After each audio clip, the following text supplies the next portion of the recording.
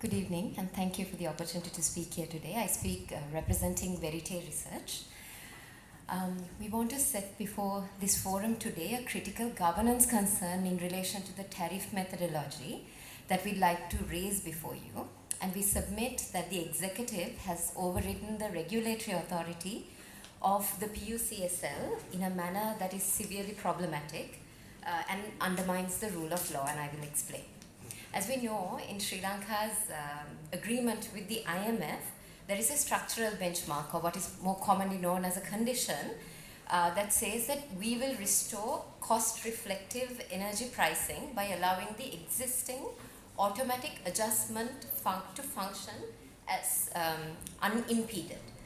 But this is not the methodology that the PUCSL itself has set in place. And another case where the PUCSL and the IMF differ is on the test of cost reflectiveness. So both the PUCSL and the IMF agree on correcting estimation errors in ensuring cost reflective electricity prices, but they define how they apply this principle in two key ways. The first key way in which the IMF and the PUCSL differ is that the PUCSL aims to eliminate cumulative estimation errors entirely, while the IMF only ensures that there is no deficit, meaning excess profits are not corrected. So the PUCSL focuses on cost reflective pricing, while the IMF focuses on cost recovery.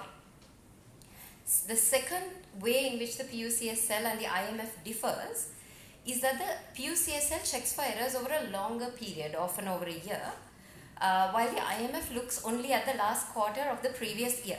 The PUCSL treats the CEB as a long-term entity, while the IMF aligns with the government's annual budget cycle.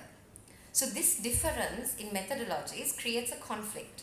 The PUCSL, for example, the PUCSL's longer-term correction requires a tariff reduction in early 2025 to offset 51.5 billion rupees of excess profits from early 2024.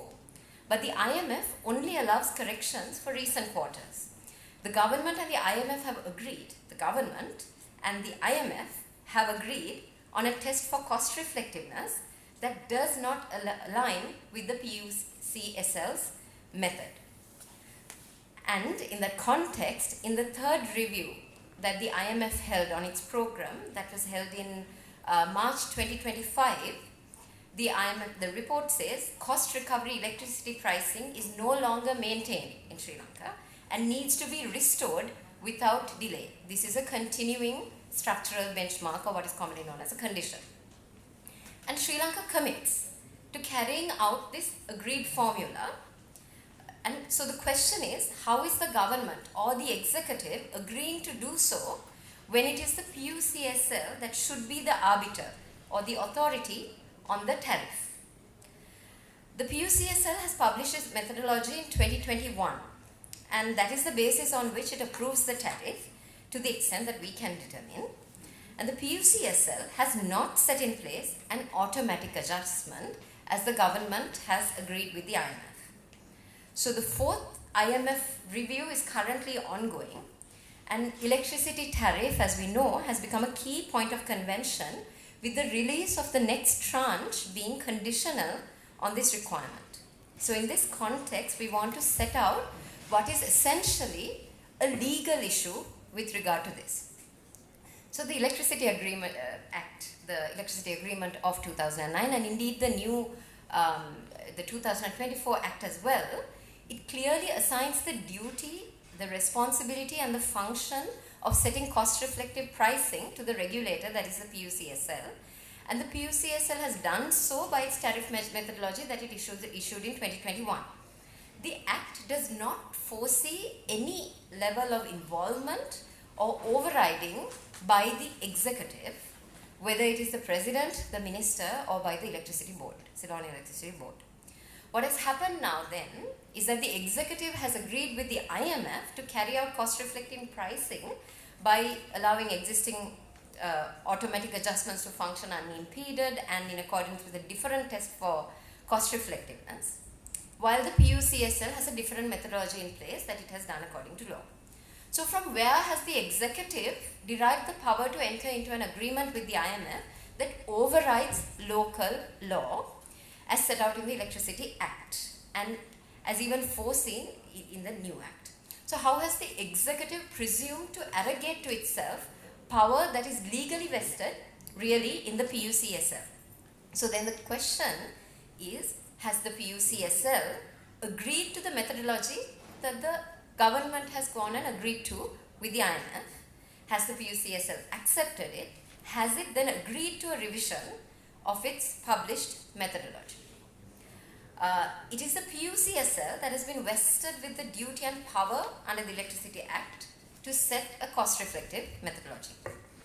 So I want to make a few points about this. This is a power that is vested in trust and a duty that the PUCSL is bound by. Next, no one else is empowered by law to do the same concurrently or even separately.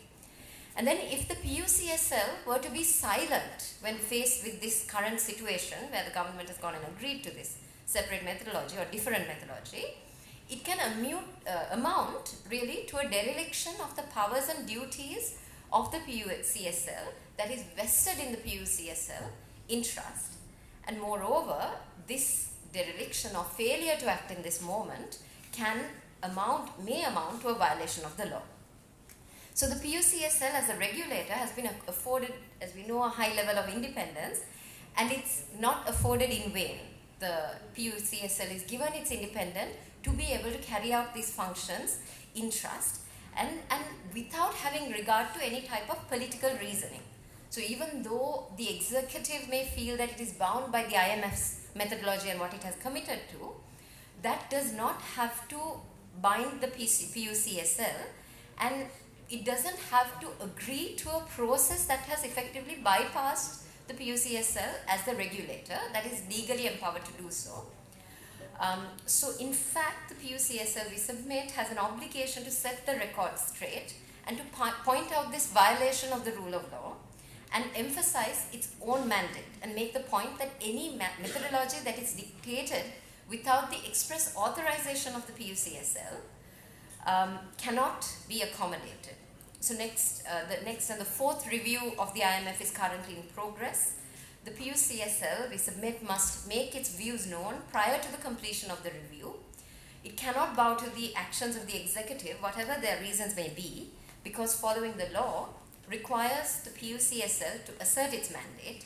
It has an obligation to dispute this methodology that contradicts with its own methodology. And we ask, why has the PUCSL not done so? And I'll conclude by saying that the PUCSL as a regulator cannot be forced to bow down to the pressure of the IMF. It sets a bad precedent for Sri Lanka for the following of the law in Sri Lanka, but also to the actions of multilateral agencies across the world where they seek or seem to bypass local law in its agreements with governments. Thank you very much. We're happy to submit this in writing as well. And we'll also tender an article written by our executive director.